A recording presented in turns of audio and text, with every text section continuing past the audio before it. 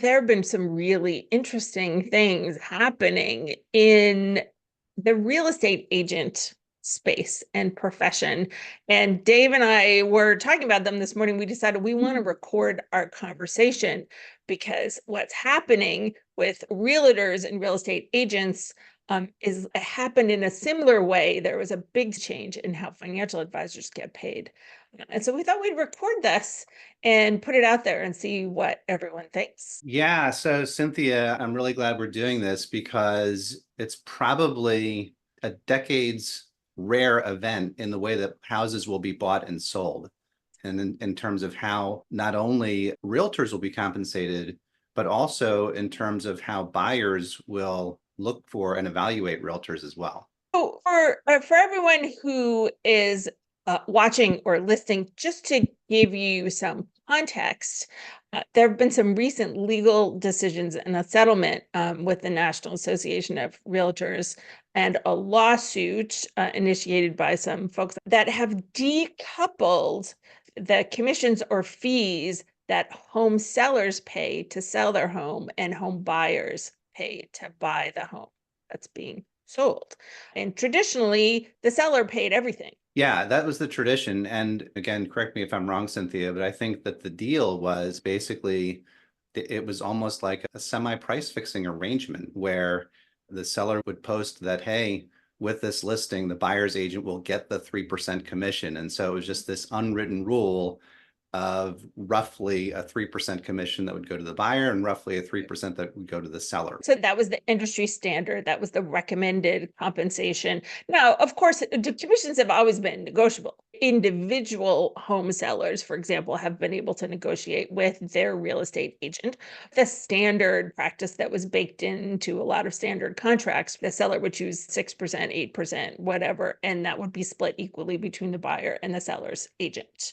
The price that the buyer paid was reflective of that commission that was getting split to the seller's agent and the buyer's agent. And that was like baked into the price of the property. Consequently, the property had to appraise, for example, at that price that it was being sold at.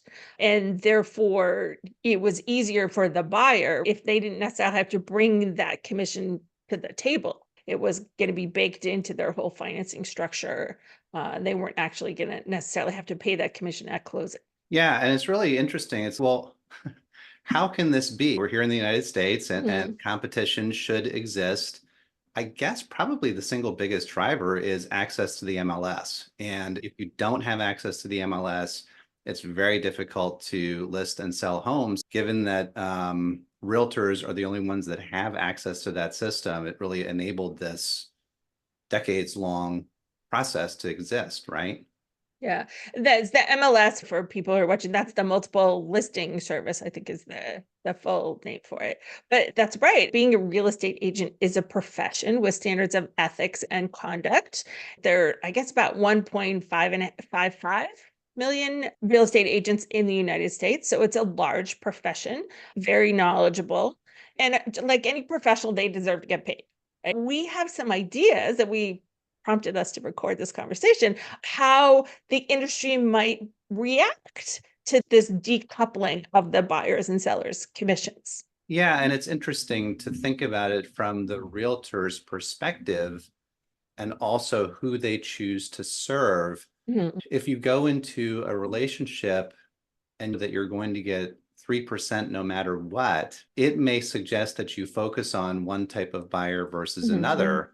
For example, a buyer who is a self-serve client, they're on Zillow or Redfin or somewhere else, looking at listings proactively themselves, and you're just helping them sift through that data and process, maybe taking them a few places, versus conversely, and you alluded to this prior to us recording this, Cynthia, which is first-time buyers may take more time. And so Yes. that could be problematic during this shift until it sorts itself out, right?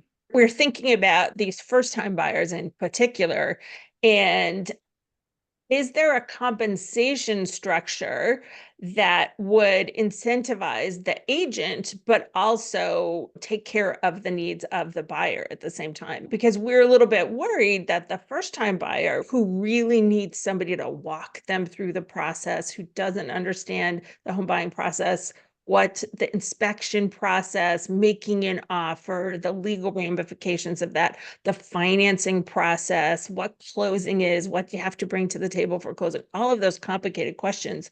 If they may not have the cash to bring to a closing, particularly if they're a lower down payment client, and they may not have that cash to bring to the table, right? Before that amount would have been rolled into the selling cost.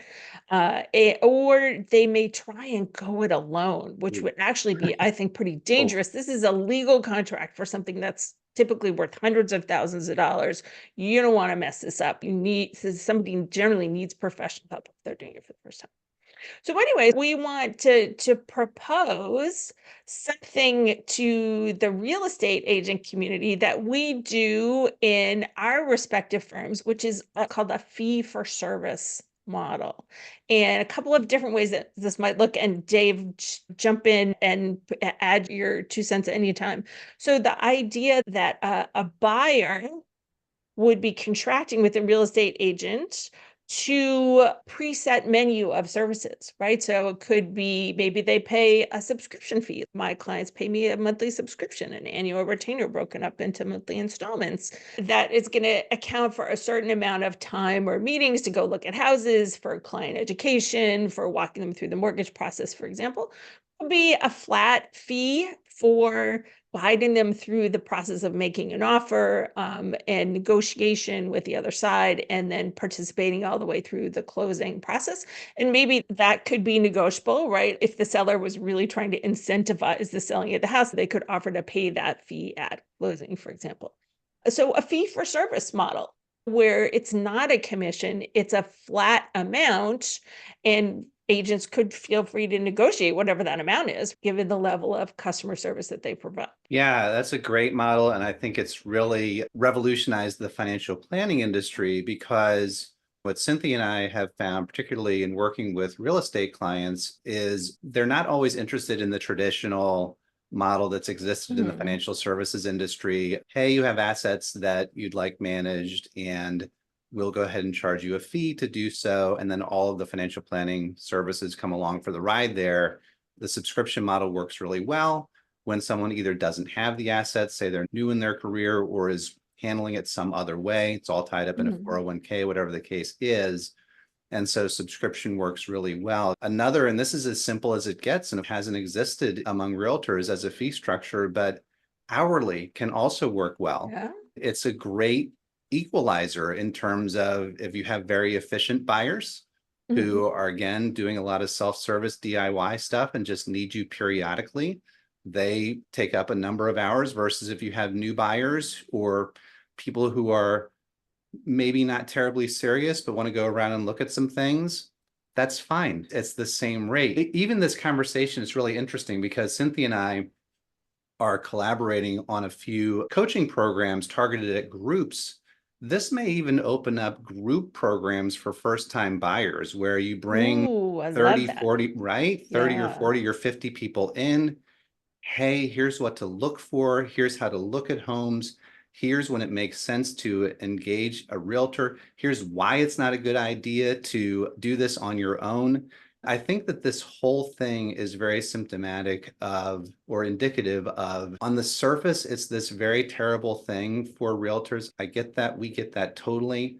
And I'm guessing some will probably leave, but it also presents some really interesting opportunities, right? Yes. Yes. A real estate agent is a fiduciary in the transaction, right? They have to be a fiduciary for their buyers or their sellers in the transaction.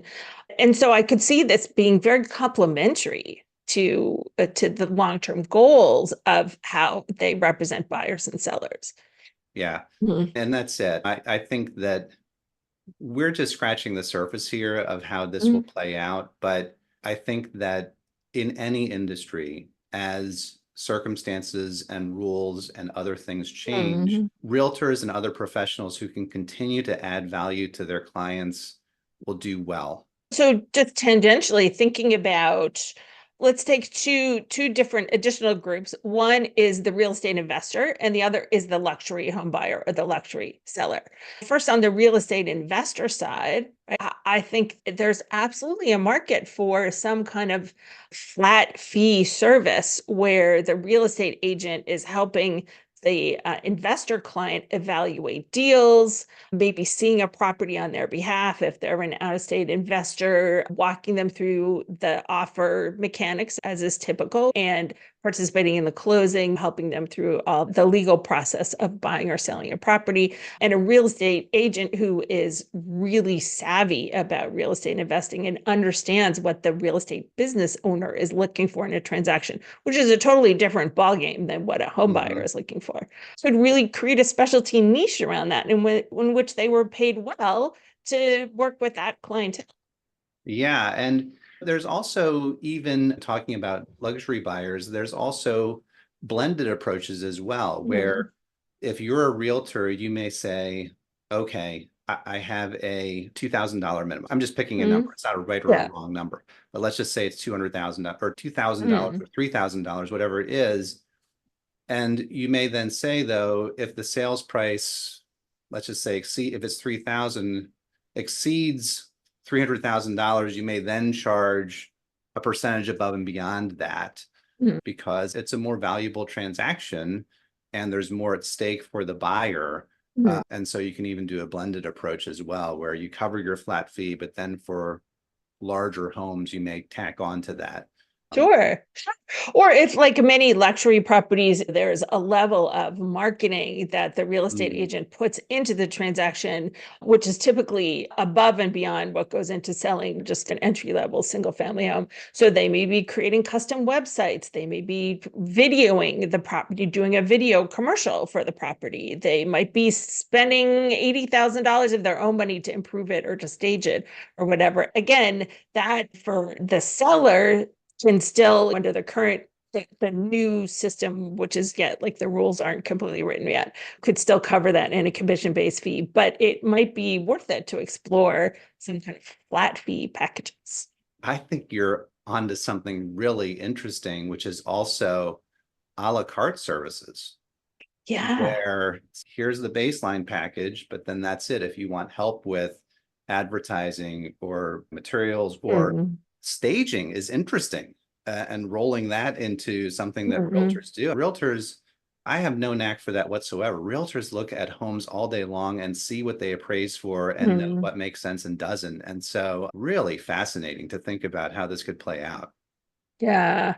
And so, of course, here we are as financial planners who work with real estate investors, and we're coaching people to create multiple sources of income for themselves. So this is armchair, if you will. But I'm guessing, and tell me what you know about this, Dave, I'm guessing that this may require not just national standards, but this may require some state by state changes, right? Because I think this is all regulated in the state level, isn't it?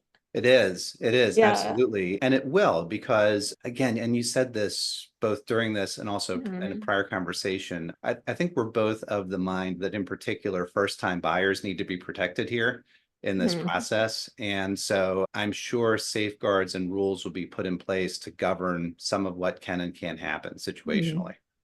For all of our real estate agent friends and colleagues and clients that we have, buckle up. There are some changes coming. Look at it just like a recession is an opportunity. Look at this as an opportunity to put yourself ahead of the game and create a structure that creates wins for you and wins for your clients. Yeah, and I think that the other piece of it is, and it's something I do this often in our practices, this is going to be a very quickly evolving situation. So it may require some experimentation, both to see what works for you personally, but also as these potentially new state and other rules get put in place. And so when you can run fast, inexpensive experiments to try different ways of serving clients and marketing to them, you'll probably be well served in this kind of environment. Dave, as always, great conversation. I have a feeling we'll be revisiting this. Oh, I think so. Yep.